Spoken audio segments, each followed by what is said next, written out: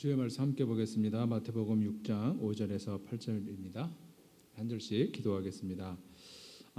교독하겠습니다. 또 너희는 기도할 때에 외식하는 자와 같이 하지 말라. 그들은 사람에게 보이려고 회당과 큰 거리 어귀에 서서 기도하기를 좋아하느니라. 내가 진실로 너희에게 이르노니 그들은 자기 상을 이미 받았느니라.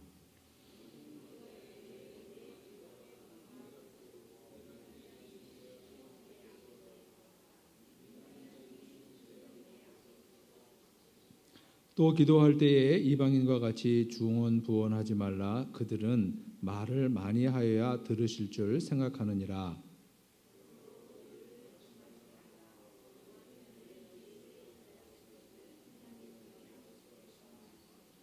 아멘. 앉으십시오.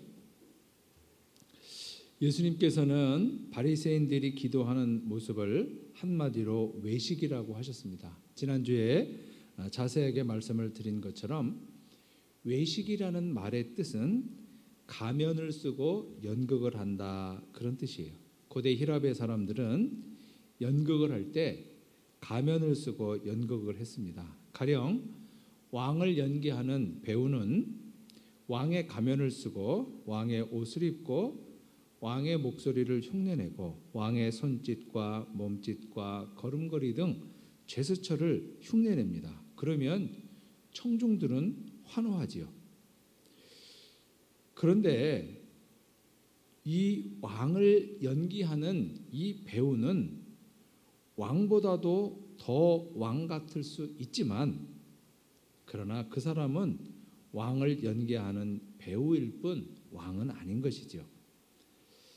사람들이 많이 모이는 회당이나 시장에서 큰 소리로 기도라는 형식을 빌어서 나는 하루에 3번 기도하고 일주일에 2번 금식하고 박하와 회향과 근처의 11조까지 하는 사람이라고 큰 소리로 외치는 바리새인들의 모습은 예수님의 눈에 그들은 연극하는 배우 같았던 거예요.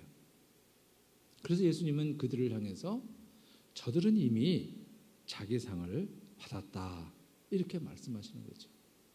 청중 앞에서 연기하는 배우들은 청중들로부터 박수와 환호를 받습니다.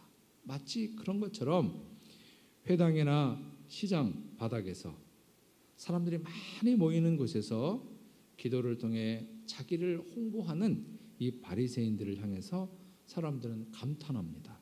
그리고 환호해요.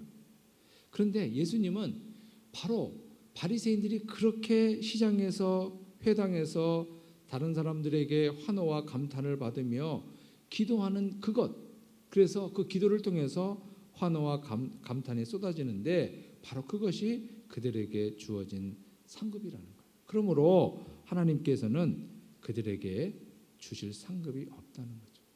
그러니까 우리가 하나님 앞에 드리는 기도로서 이렇게 외식하는 기도는 합당하지 않다는 것입니다.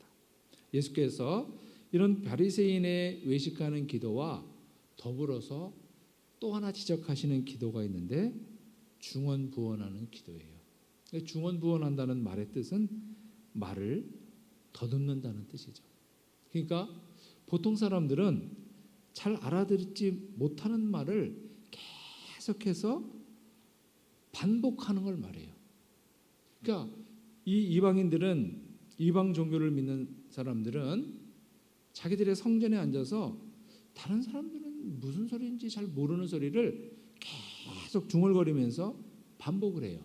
그러면 사람들이 아니 저 사람 아침에 앉아서 저렇게 기도했는데 지금까지 기도하네? 이렇게 하면서 그렇게 그 사람이 굉장히 정성을 다해서 신심을 다해서 기도한다, 이렇게 생각해요.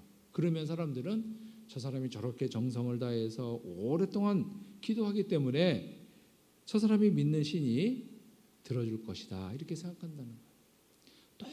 똑같은 기도를 반복하기 때문에 생긴 것이 뭐냐면 묵주예요. 묵주를 가지고 이렇게 똑같은 기도를 한번 이렇게 하고 하나 내리고 또 하고 하나 내리고 또 하고 하나 내려요. 끝나고 나서 이렇게 보면은 이 구슬이 몇 개가 내려갔구나, 하는 걸 통해서 내가 똑같은 기도를 50번 했다, 100번 했다를 체크하는 거죠. 자기 기도를 체크하기 위해서 묵주를 이렇게 사용하는 거예요.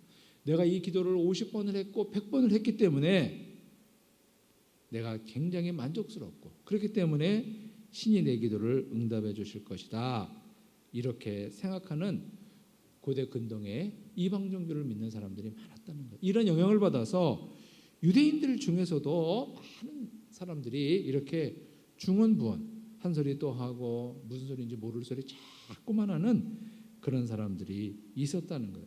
예수님은 이렇게 중언부언하는 이 기도도 하나님 앞에 드리는 기도로서 합당하지 않다는 거예요. 이것은 하나의 자기 과시, 자기 만족에 불과하다는 것입니다.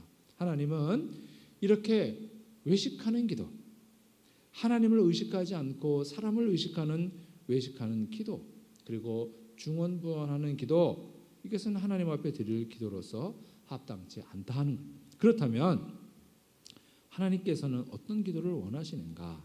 그것은 바로 골방에서 드리는 기도를 원하신다는 거예요. 여러분, 골방이라는 게 뭐냐면, 골방은 큰 방이 있는데 그 방과 연결해서 이렇게 있는 조그만 방이에요. 그래서 그 골방에는 자주 쓰는 물건은 아니지만은 꼭 필요한 물건들을 두었다가 필요할 때마다 가져다 쓰는 물품을 보관하는 장소예요. 거기는 특별한 장식이나 치장이 없고 사람은 거기서 잠도 자지 않아요. 그렇기 때문에 그 골방은 아무도, 그 누구도 의식하지 않고 오직 하나님께만 집중할 수 있는 곳이에요. 그 골방에 들어가서 그것도 문을 닫고 기도하라는 거예요. 예수님께서도 매일 새벽마다 골방을 찾으셨어요. 예수님께서 찾으신 골방은 일반 집안에 있는 골방이 아니라 세상 사람들, 심지어는 동거동락하는 제자들과도 조금 떨어진 한적한 곳을 찾아서 새벽마다 기도하셨는데, 그것이 예수님의 골방이죠. 또 예수님의 골방 중에는 겟세마네가 있습니다. 예수께서 밤 깊은 시간에 찾아서 기도하시는 것이 이 겟세마네라는 곳이에요. 그래서 이렇게 겟세마네라든지 또 새벽 미명에 다른 사람들이 보지 않는, 다른 사람들을 의식하지 않아도 되는 그러한 장소에서 예수님은 기도를 하셨다는 거예요. 그 예수님이 찾은 그 골방에서는 자기를 과시하거나 자기를 증명할 필요가 없고 하나님과 일대일로 마주할 수 있는 그러한 공간이었던 거죠. 예수께서 찾으신 골방을 찾는 시간은 거의 습관처럼 똑같았다는 거예요. 그래서 가룟 유다가 로마 군인들을 이끌고 예수님을 체포하러 갈 때 가룟 유다는 거침없이 겟세마네로 갑니다. 왜냐하면 지금 이 시간이면 예수님이 반드시 거기에 있다는 확신이 있었던 거예요. 그 누구에게도 묻지도 않고 아주 거침없이 로마 군인들을 이끌고 겟세마네 동산으로 갔는데, 아니나 다를까 예수님은 그곳에 기도하고 계셨던 거예요. 그래서 너무나도 쉽게 로마 군인들로 하여금 예수님을 체포하게 했던 것입니다. 예수께서는 이렇게 골방에서 기도하셨고, 이 골방에서 기도하는 이 기도가 하나님 앞에 가장 합당한 기도다, 이렇게 말씀하시는 거예요. 예수님 말씀하신 이 골방 기도는 우리 기독교인의 기도가 다른 종교를 믿는 사람들과 다른 사람들이 믿는 이방 종교를 믿는 사람들이 드리는 기도와 어떻게 다른지를 아주 분명하게 보여주는 거죠.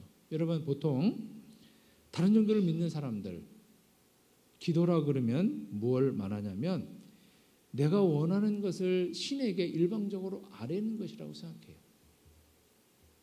여러분, 배상문이라는 프로골퍼를 아시죠?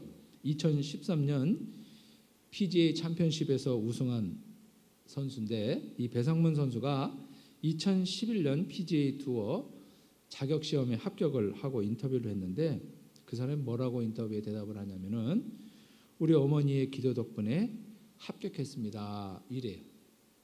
그리고 2013년 미국 PGA 투어 챔피언십에서 그는 역사적인 첫 승을 거두는데 그 배상문 선수의 어머니는 인터뷰를 하면서 우리 부처님께서 제 소원을 들어주셨네요. 참 감사합니다.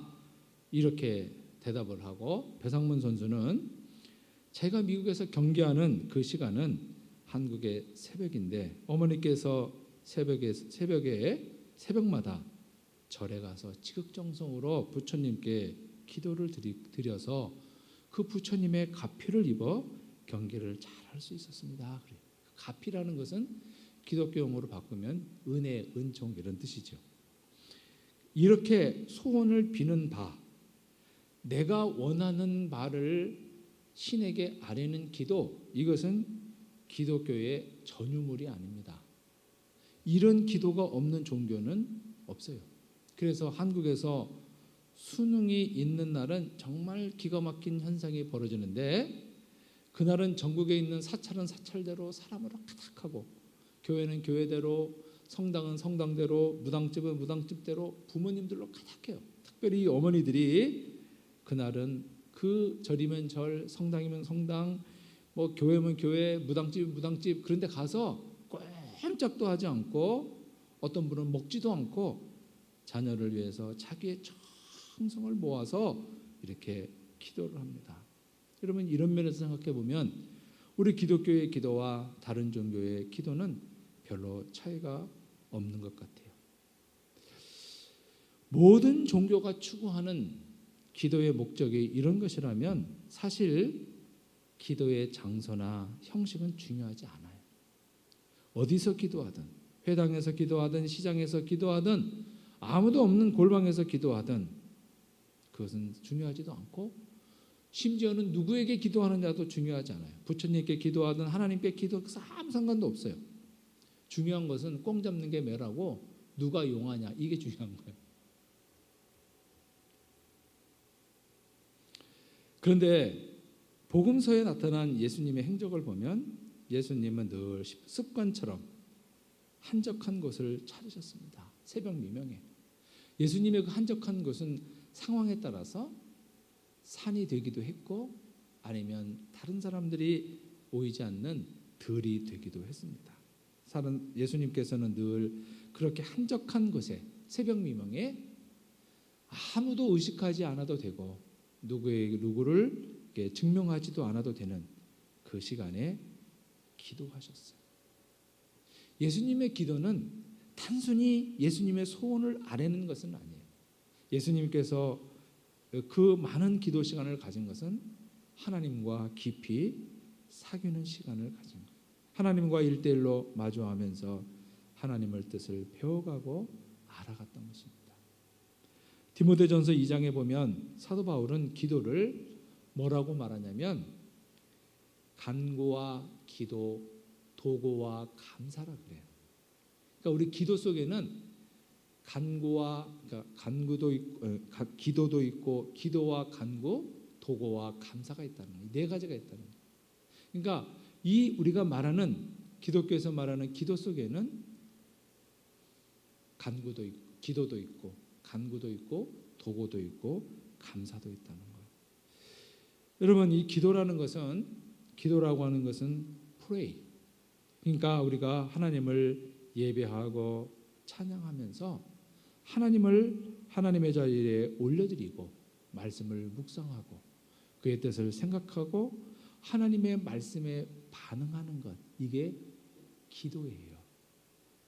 그러면 간구는 뭐냐면 간구는 영어로 말하면 supplication 그러니까 애원하고 탄원하는 거죠. 천길 낭떠러지 같은 곳에서 침농쿨을 붙잡고 버티는 심정 죽음의 공포 속에서 하나님께 간절하게 도와달라고 살려달라고 이렇게 절박한 심정으로 드리는 기도 이것이 간구예요. 히스기야가 죽음을 앞에 두고 하나님 앞에 드렸던 기도 이게 바로 간구예요. 그리고 도고라는 게 있습니다. 도고는 인터세션 뭐냐면 다른 사람을 위해서 기도하는 거예요. 중보하는 거예요. 그러니까 나에 대해서만 기도하는 게 아니라 세상을 향해서 우리 공동체의 누구를 위해서 또 세상에서 주의 뜻을 위해 수고하는 애쓰는 사람들을 위해서 품고 기도하는 것, 이것이 도구예요. 그리고 감사라는 말은 기도하고 별로 상관이 없을 것 같은데 사도 바울은 감사가 꼭 기도의 묶음으로 말을 해요. 왜냐하면 모든 기도는 감사로 끝나야 하기 때문에.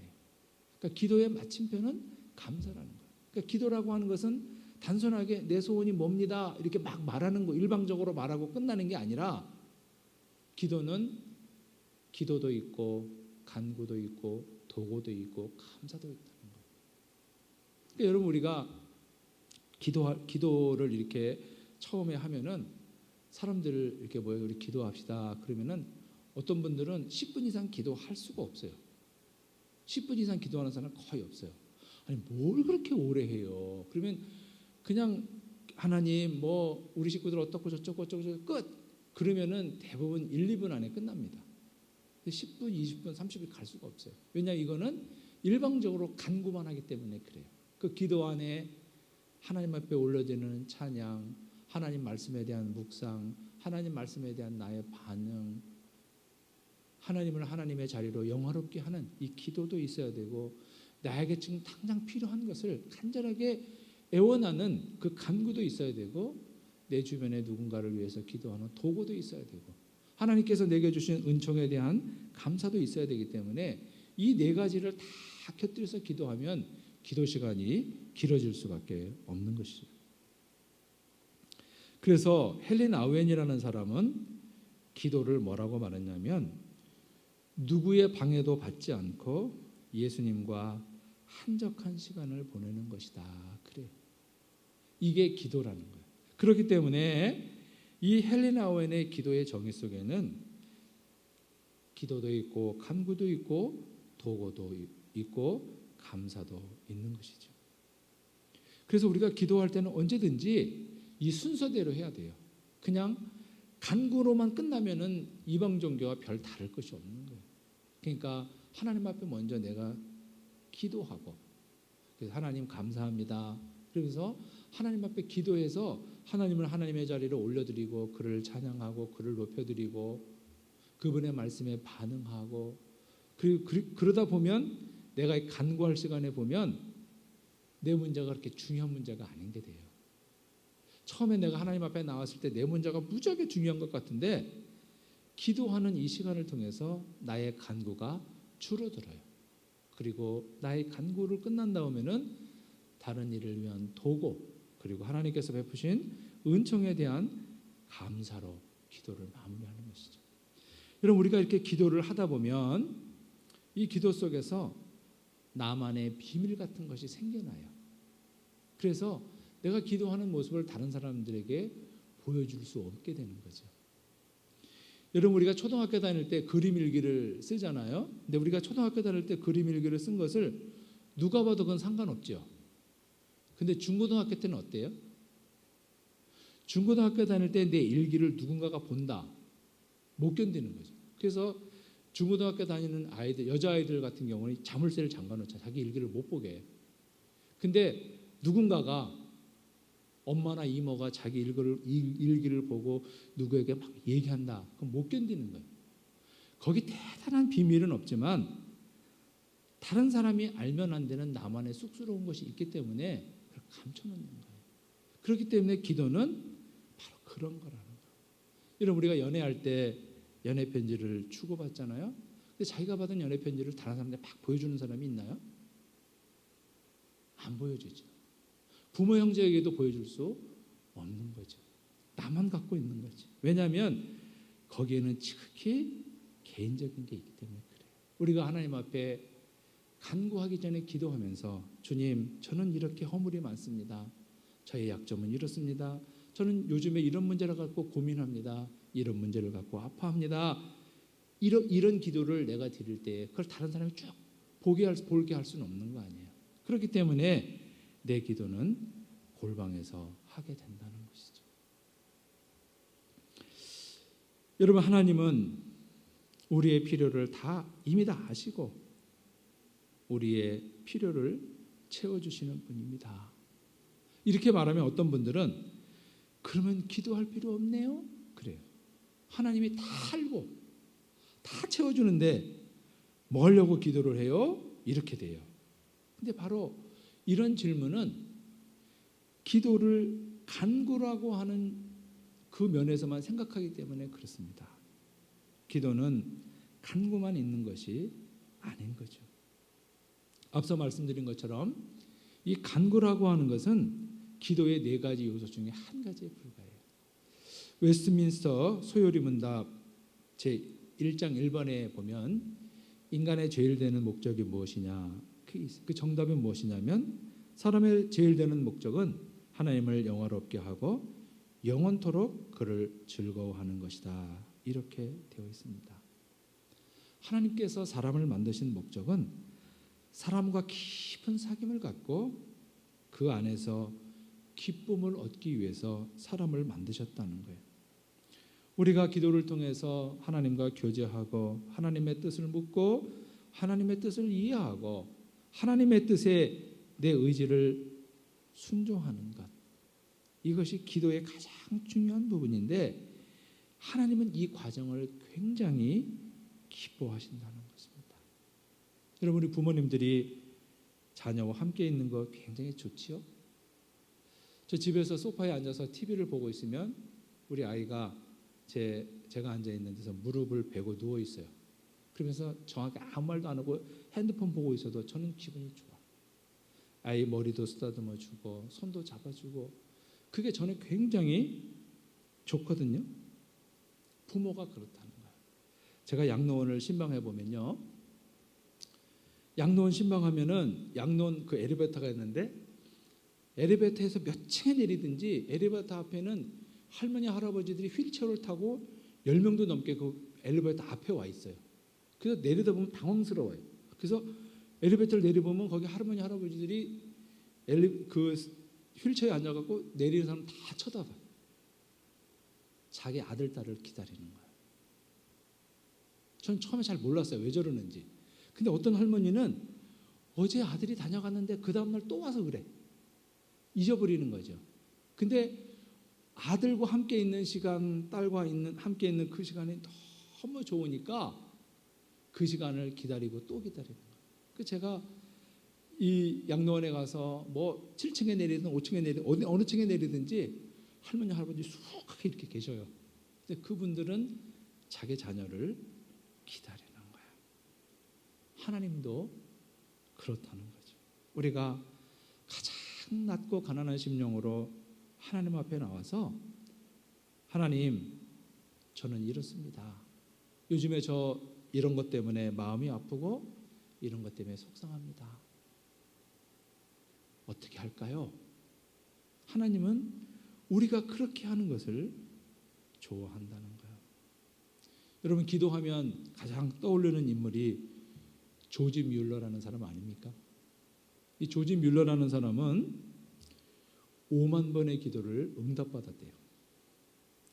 제가 하루에 한 번씩 기도 응답을 받으려면 몇 년을 살아야 되나, 5만 번 기도 응답을 받으면 몇 년을 살아야 되나 계산을 해보니까 139년을 살아야 되더라고요.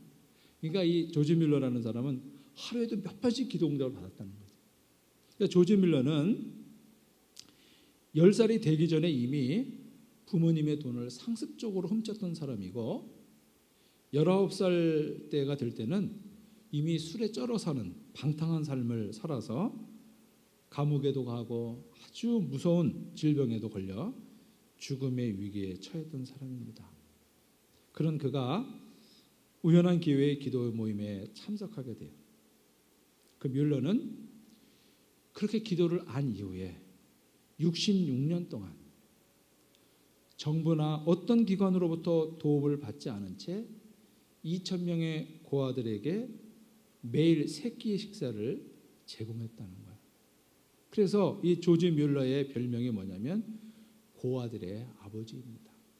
뮬러가 93세의 생을 마감할 때까지 그는 전 세계 42개국을 다니면서 3만 명의 사람들에게 복음을 전했고 이 과정에서 뮬러는 나는 5만 번의 기도 응답을 받았다고 고백했던 거예요. 여러분, 우리가 기도하면 또 빼놓을 수 없는 사람이 모니카라는 믿음의 어머니 아닙니까? 이 모니카 여사는 아들 이 아우구스티누스 걱정에 잠을 이룰 수가 없었습니다. 그 천재 같은 아들이 교회를 안 다니고 이방 종교를 떠돌아다니고 그리고 도덕적으로 방탕한 삶을 사는 거예요. 그래서 이 모니카 여사가 암브로시우스 주교, 쉽게 말하면 담임 목사님을 찾아가서 부탁하는 거예요. 목사님, 제 아들은 제 말을 안 듣습니다.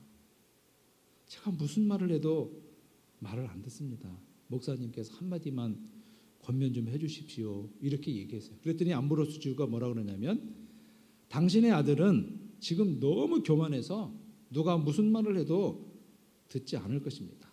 그러나 눈물로 기도한 아들은 결코 망하지 않습니다. 라는 유명한 말을 해줍니다. 그때부터 이 모니카는 아들을 위해서 늘 기도해요. 그러고 나서 몇 년이 지나자 정말 거짓말처럼 아우구스티누스는 부활절 아침 암브로시우스 주교 앞에서 방탕한 삶을 통해 10대에 낳은 아들과 함께 세례를 받습니다. 그리고 그는 2000년 기독교 역사에서 가장 위대한 신학자가 되죠. 우리가 기도할 때 하나님께서는 내가 구원하는 것에 대해서 내가 원하는 방법, 내가 원하는 방식, 내가 원하는 때에 이루어 주시지는 않습니다. 그럴 때도 있고 그렇지 않을 때도 있습니다. 하나님은 내 소원을 내가 원하는 방식, 내가 원하는 때에 이루어 주시는 것이 아니라 하나님의 방법으로 하나님의 때에 이루어 주셔요. 왜냐하면 그것이 더 낫기 때문에 그렇습니다. 하나님은 우리의 지각보다 뛰어나신 분이에요. 여러분, 오늘 우리에게 정말 중요한 것은 내가 골방을 만드는 게 중요해요. 나만의 골방.